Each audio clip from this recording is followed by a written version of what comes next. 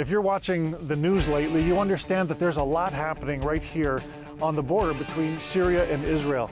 We are in the Golan Heights, and we're trying to understand a little bit better the situation here. It's complex. If you want to know a little bit more about that, today's episode is for you.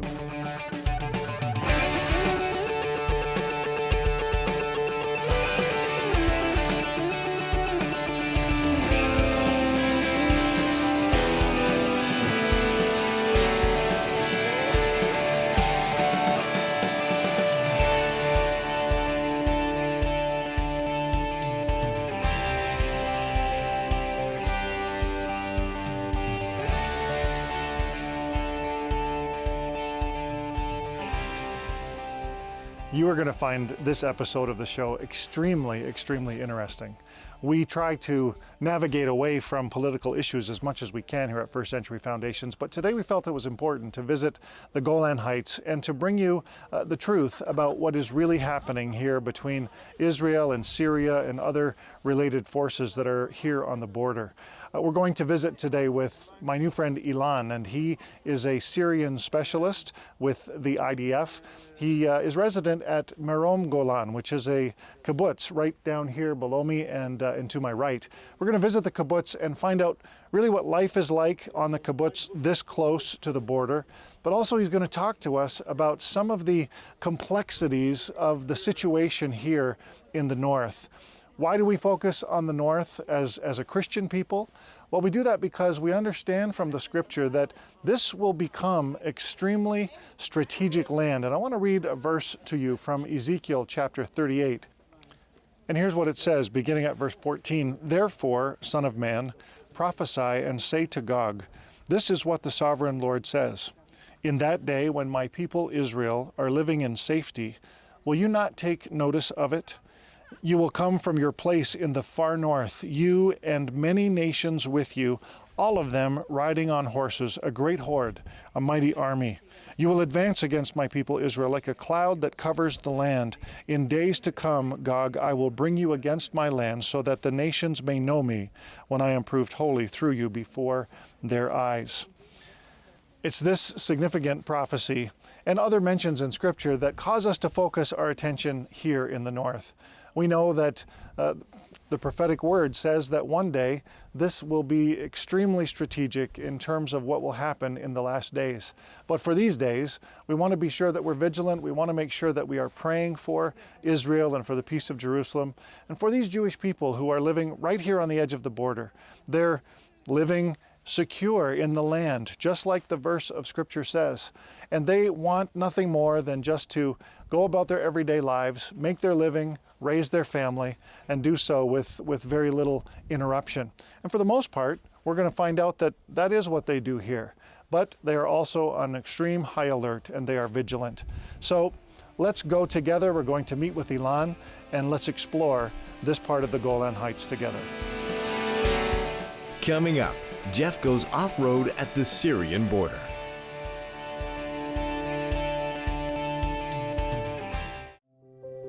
First Century Foundations is committed to helping those in need in the land of Israel. And this is possible because of people like you. Your donations are helping the Jerusalem Institute of Justice, who provide for some of the most vulnerable in the land. One such group are the aging Holocaust survivors, spending time through activities and caring for their needs for food and medication. The Jerusalem Institute of Justice and First Century Foundations are making a real difference in the lives of people who have experienced so much. People like us who lost everything and live with the pain, to have people that help us a little bit, we're very grateful. Call or write today and receive the free Israel Prayer Watch to keep up to date with all that is happening with these ministries in Israel, and become a partner for just $30 a month or more. Your gifts make a difference. Call today.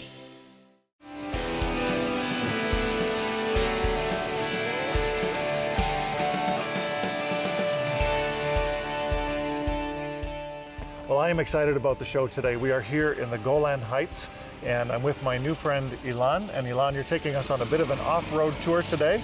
You're going to teach us about the region and a little bit of the history, and also some of the maybe concerns that we have up here in the north. Yeah, Welcome to the show. thank you very much. Yeah, it's we got here to this kibbutz Merom Golan, where I live. Yes, I think that it's the best kibbutz we have in the country. of course. So therefore we started here. And it's the first one on the Golan Heights, the first community established on the Golan Heights after the Six-Day War. It's the largest kibbutz in the area. We have 700 people here. Great. And the wealthiest. So I will try to show you a little bit around the kibbutz. We have here a factory that makes electric engines and electronics. We have 2 quarries of volcanic rocks, 3 gas stations, 5 chicken houses, robotic dairy farm, Oh, wow. 1,700 cows for beef, restaurant, coffee shop, hotel. We won't get into each of them, but Right. just to take a look of a very successful community here in the Golan that's located about 3 kilometers from the Syrian border. Great. All right. And then we'll gradually start to get to the eastern part of the Golan Heights, the backyard of the kibbutz, which in our backyard there's also a border fence with motion sensors and video cameras. Okay. And we have a defense line in the backyard that has landmines and bunkers and anti-tanks ditches. We'll see part of those. The border considers the quietest we had in Israel. Today the situation is a little bit different, so I will try to explain how, also Okay. from a military perspective. Very good. Well, we've got lots to see, so let's go. How it works here. The Israeli army tried to keep here this fragile balance of civilian use and military needs. Okay. Since the border with Syria was very quiet for a long time, almost 40 years it's considered as the quietest border in Israel. That's the main reason that we have our farming land get all the way to the border. No one want to put his life in danger. It was just the reality here. Now, we just came through an area where there was lots of yellow signs on one side of the road and at one point on both sides of the road. Those were minefield areas Yeah, for the safety of the border. yeah. And now, what's the depression that we're in here right now? I mean, I see water running through. In the but- since in the same time that it's the backyard, it's the Israeli defense line. Okay. Armies tend to prepare themselves for the next war according to the lessons of the last one. The Right. last war we had here was the Yom Kippur War of '73. It was a very traumatic war. And Yeah. here in the Golan, 1,400 Syrian tanks breached the border. Once against them stood 177 Israeli tanks. So 5 divisions versus 2 brigades. Obviously, they breached the border very fast, and in the first 24 hours of the war, managed to regain most of the southern and the central part of the Golan. They killed almost 500 Israeli soldiers, which included one of the brigade commanders, his deputy, 2 battalion commanders, 3 company commanders, all on the first day. Wow. Something that taught Israel a lesson. First, it was irresponsible to underestimate our enemies. Yes. Second, we need to bring more forces. And third, create obstacles for tanks. Since the Iranians, since 2012, understood that Assad regime is in existential threat, they decided to get involved there. That was one of the reasons. And in order to keep Assad in power, they recruited Syrians to the Syrian army and could pay them better than the president did. So there's two elements then. There's the Syrian forces that Iran They're is Syrians. funding, Yeah, founded by Iran. but Iran is also bringing. But also forces Iran in. started to bring other people that can export their revolution, Okay. that can spread the Shia, that can turn Syria in the future to be a front base against Israel and the Sunni world. Okay. One of the things that we hear about occasionally is this not idea, but the fact that Israelis are actually helping with medical assistance with some of the rebels and some of the refugees on the Syrian side. How does that look? What can you talk about as far as that's concerned? One of the first events that the whole project that we started to call the new neighbor project, and there were many soldiers of the Israeli army being involved there. It started February 2013 when there were people that approaching to the border fence, wounded. One of them carried something in his hand, looked like a rifle in the beginning, and then found out that was the arm that disconnected from the body of the other one. Oh my goodness. So the situation was almost spontaneously, the patrol force that was there cut a hole in the fence. Of course, there were high ranks being involved there. Mm-hmm. It's not something that you do there, make your own decision. So they cut a hole in the fence, let those guys come. They were taken by an helicopter to one of the civilian hospital. We started to see those wounded. Among them, there were many kids. It's not that Israel decided to give treatment here to rebels. What concerned us are the locals. There were no filters. So whoever wanted could come. No question asked. Among the people, there were also rebels. Maybe they were terrorists. Well, and you said you treated whoever came. Yeah, so exactly. Yeah. So therefore, first we decided not to support any side. And whoever came, it was better not to know. Yeah. Sometimes only after those guys returned to Syria, we found out who they were. Means mostly ones that connected to all kind of different organizations that considered as hostile and a threat also on Israel. Wow. Very good. Just gonna open this. But here we're getting to a closed military area. We're still in the backyard of the kibbutz, but it's also the defense line. So this is the tank patrol road. Yeah. We actually followed a couple of tanks up here on the back of 2 trucks. Yeah. And so they patrol regularly back and forth. They brought them here because we have now units that rotate. Ah, okay. So we're close to the border here now. Yeah, pretty much. It's just below us. See the fence, not too far away. So first we got into this place. This is a bunker. Israel has almost 100 of them. Okay. Being along the border. They all look very similar. Means all of them gonna have these walls that built by basalt and nets instead of concrete. So it turned the wall to a better shock absorber. There are tunnels that do zigzagging so bomb shells won't get all the way in. There's several underground rooms that soldiers can sleep inside and get in case of artillery attack. And then tunnels that get to trenches which connect between the firing positions. By the way, on the Syrian side, it looks very similar. Okay. The bunkers look very similar. And also is the same way that we have here this chain of volcanoes that the Israeli army trusts more the ceasefire agreement we have with than the one we have with the Syrians. So those are considered as very dormant volcanoes. On each of them you're going to find a military position. Okay. Sometimes can be active, sometimes not. Wow. So let's go to see the fence. Up we go. Up next, Jeff and Ilan visit the Syrian border and explore a bunker. Jerusalem, the holy city, is the focus of much of the world's attention. And Psalm 122 tells us to pray for the peace of Jerusalem. Yet do we really know why, or even how? Why does God want us to specifically pray for the peace of this ancient city? And how do you pray for a city that for most of us seems so foreign and so far away? Praying for the Peace of Jerusalem, the new book by Jeff Feuders, now reveals God's purpose for the holy city and all of Israel, and why he wants every believer to pray for his holy land. Now more than ever, the people of Israel need our prayers and support. And when you order your copy of the book Praying for the Peace of Jerusalem with a gift of just $10 or more plus shipping and handling, you are also helping these precious people in a very real way.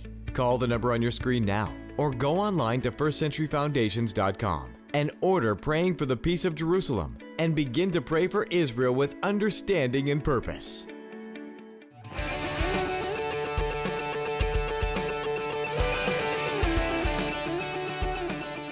So we are very close now to the edge. I mean, so I assume the big fence is the actual border fence. Yeah. But this is all very protected. We have, part of it is still grazing land of the kibbutz, and in this case, the cows graze between minefields. Between minefields. That's probably for the best. Yeah. They try to stay on the right side of the fence, and the army maintained those fences good enough for that. So yeah, this is the area. Means we're very close to the kibbutz, but this is the area that controlled mostly by the army. We have an active military outpost over there with different forces there, which includes the Armor Corps, intelligence forces, and special forces of infantry. And here below us, there's a new fence that Israel built, starting in 2012. The fence has motion sensors, video cameras, intelligent drones, bomber drones, and unmanned vehicles patrol along. In addition to the active patrol. Right. Over the fence, we're starting to get the shepherds back. Means the area look same as here in Israel, same flowers that bloom here, also the flowers that bloom there on the other side. Right. Same volcanoes, dormant volcanoes that we have here, they have also there on the other side. The big difference between those two sides that we see there a city. Right. And once was much more populated than the whole population, Jewish population on the Golan. 25,000 people live there. Today we barely have 25,000 Jews live in the whole region in 33 different communities. Okay. Today it's abandoned, which means that almost no civilian population left there as a result of the war. Wow. Here on this side, you're going to see a lot of life. Means people come, they work, they do stuff. Yep. It's keep developing. On the other side, the life just stopped in the past 8 years. Israel concerned today who will come here instead of those people. Because most of the people that we have here, that we had along the border, were Muslim Sunnis. They kept this border very quiet with us. Right. Gradually we started to get the different organizations on the other side also was quite stable. Most of the attacks that the locals experienced here in the past 5 or 6 years were as a result of spillover, mostly of artillery, stray fire. Right. There was no option 5-6 months ago to come here, standing so close to the fence, because you could see regime forces fighting from the north, rebel forces here below us, and we even decided to get our forces a step backward, because they were completely exposed to that stray fire, and there was no will to respond in a war that we tried to stay out of. Yeah.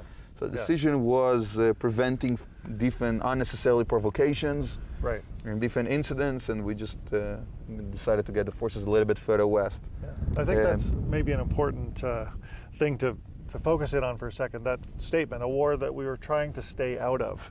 I don't know if that concept is well understood in North America and in many places. I think that, you know, what we tend to hear about is that, you know, Israel attacked a installment of missiles or whatever, and what you're doing when you do that is defensive. It's for your protection, not to aggravate the other side. Correct?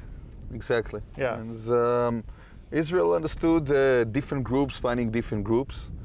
Sunnis fighting Shiites, and Shiites fighting Sunnis, and Sunnis that fighting among themselves. We are not Sunnis or Shiites, so finally it's an advantage to be a Jew in the Middle East. Yeah. Can call it. And we decided to stay out, and it's something that worked. Right. In the same time, Israel started to understand that someone take advantage of the vacuum. For us, means the concern was when we started to see Iran, we realized that they now exporting the revolution. During doing that, they sounded all kind of different threats against Israel. Well, we're going to make Haifa and Tel Aviv to evaporate. We're going to destroy Israel. It's going to take us between 20 to 25 years to do it. So expect that. The idea of Iran is, and using Syria for that, is first of all being a local superpower country. They'll be the most dominant force in the Middle East. How they do it? First of all, by having nuclear project. That's what gives Iran the confidence to be that country. Right. It's not only about Israel. It's about taking over the Middle East. It's about controlling Mecca and Medina, the holiest places for the Islam, which means they just need to take over Saudi Arabia. It's about controlling the Hormuz Strait, but also the Bab and Mandab Straits. Wow. It's about getting the access to the Mediterranean. It's about controlling 10% of the world trade. That's where Iran trying to get to. Yeah. So Israel have the air security. Right. Israel has missiles. Israel has superpower country that stand behind us. The Iranians don't. Right. The Iranians use planes F-14 they got from the Americans in the 70s. They got the MiGs from the Russians in the 90s. They have Iranian planes that I don't think that any Iranian pilot want to fly. So they're concerned here. Right. And therefore the idea was bringing the war to Israel. It's a tiny country, 2 power stations. Iran think that they can paralyze Israel in a very short time. So the idea is to bring now the war to the Lebanese front and to the Syrians and unite between those two. Which means turning Hezbollah, organization that in 2006 had 10,000 missiles and rockets, to an army that today has almost 150,000. Wow. With an ability to launch more than 1,000 a day. And gradually more and more of them getting accurate. Part of those missiles having a range of 500 kilometers or sometimes even more, which means pretty much all over Israel. We're facing here a Middle East that keeps changing. Yeah, we don't know if true. we're going to experience here a new Middle East. We don't know if this is, one of the professors in Israel call it getting back to future, and the future will look like the past, that the Middle East will turn more tribal, divided between different ethnic groups, and we're going to see different cantons in Syria, and Syria will never get back to be Syria. Interesting. This is something that Israel will live with. Once we had people on the other side, civilians. Today we see those ships there, and there's the shepherd there behind sitting on the donkey. Okay. So besides that, we don't see much of civilian activity. You won't find vehicles on the other side. You won't see smoke of industries. Right. Just almost no civilian activity, and it's also mostly today controlled by the Syrian army and different Shiite militias that look like Syrian army. All wear the same uniforms, all have the same arsenal of weapons. But they gradually start to gather information and trying to design their offensive line that can use them against us. Great. Are we going to get to see underground? Let's take a look. Okay, let's take a look. I'm in a trench. This is a bunker here. This is an Israeli bunker that can be used in case of a war. Right. We have many of those, and the army will, logistic forces will come here. They will clean this area, they will arrange it, they will bring the relevant gear for the different units. But it means that if they're using this bunker, something very bad happened. Yeah. So we're happy that it's not in use right now. Yeah. Okay, so now we're leaving the upper part of the bunker. Yeah. And we're heading underground. Cool.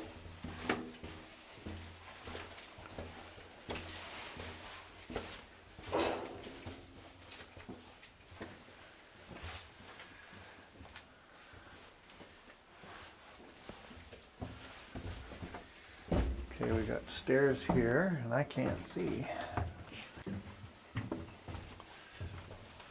Down we go.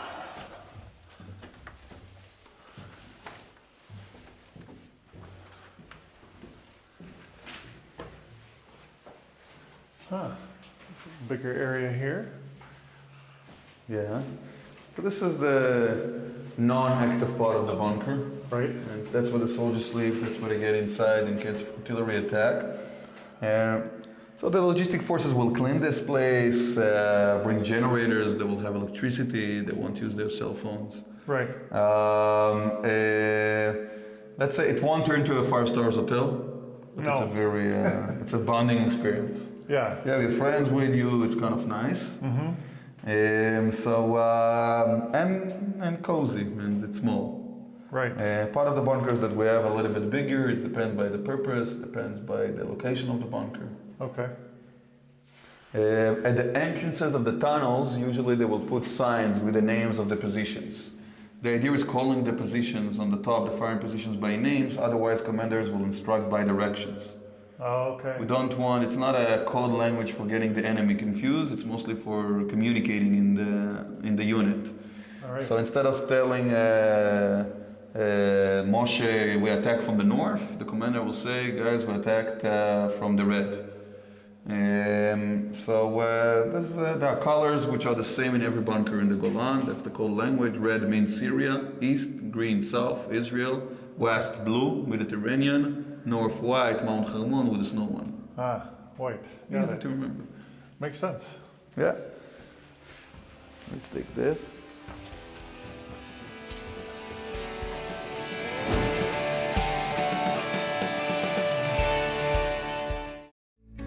We hope you enjoyed this episode of First Century Foundations with Jeff Feuders.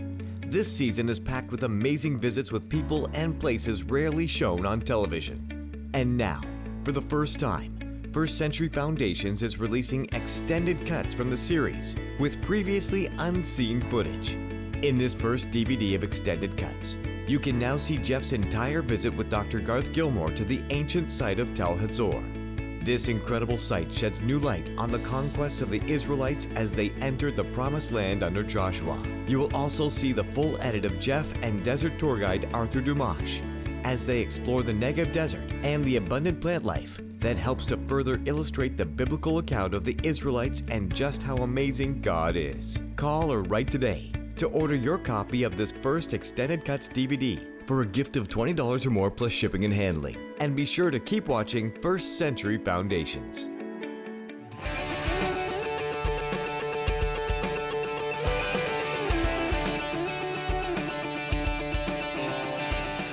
Wow, what a day we have had together here in the Golan Heights.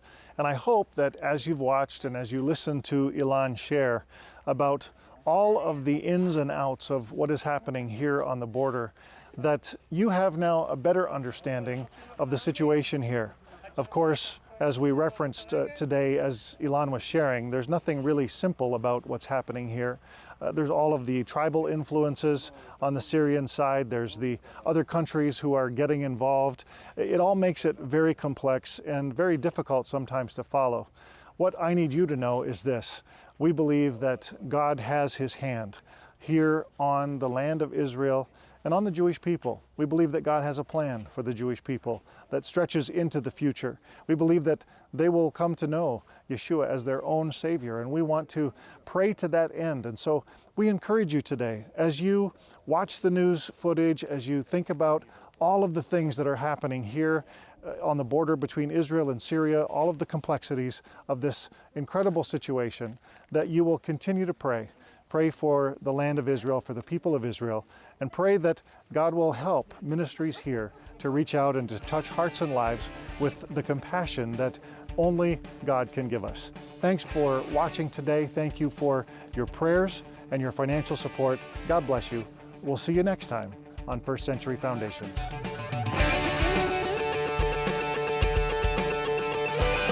Thank you for watching.